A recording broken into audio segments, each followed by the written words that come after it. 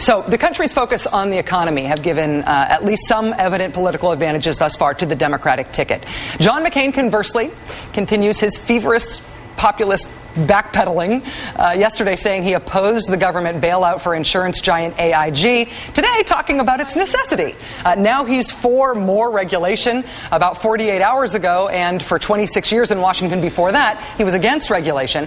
How can an avowed Reagan Republican make a pitch that he is the new FDR? And do Democrats win in the big picture anyway, just because the Republican presidential candidate is trying to do that? Here to talk more about Senator McCain's record on economic issues and what happens when politics and economics get in a stock market crash together is Thomas Frank. He's the author of the new book, The Wrecking Crew, How Conservatives Rule. Mr. Frank, thanks for joining us. How are you today, Rachel? I'm great. Happy to see you. John McCain is on the campaign trail right now talking about the urgent need for more regulation. Does that strike you as strange or expected?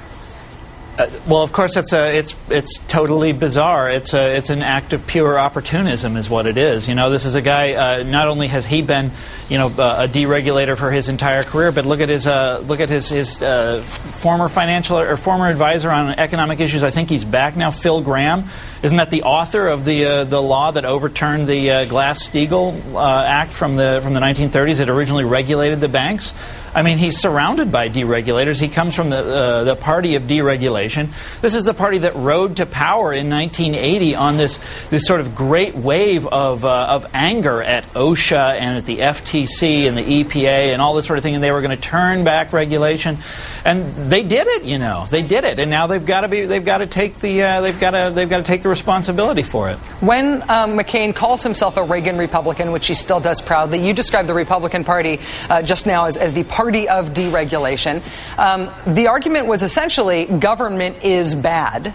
Yes. How much of that has survived since 1980? Has it been refined? Is there a new form of anti-regulation Republican, or is McCain defining a pro-regulation Republican future?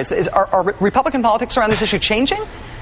Well, I strongly doubt it. Not if he's still listening to the same people. Not if he's still listening to Phil Gramm. You look around Washington D.C. You look at the various institutions that go to make up conservative Washington D.C. Something like the Heritage Foundation, right, or the Mercatus Institute out in Virginia, or the Cato Institute. These people are all about deregulation. I mean, it's all about letting the market run its course, letting the market rule everything. Of course, they pitch that too as well when that gets to be inconvenient, when that looks ugly.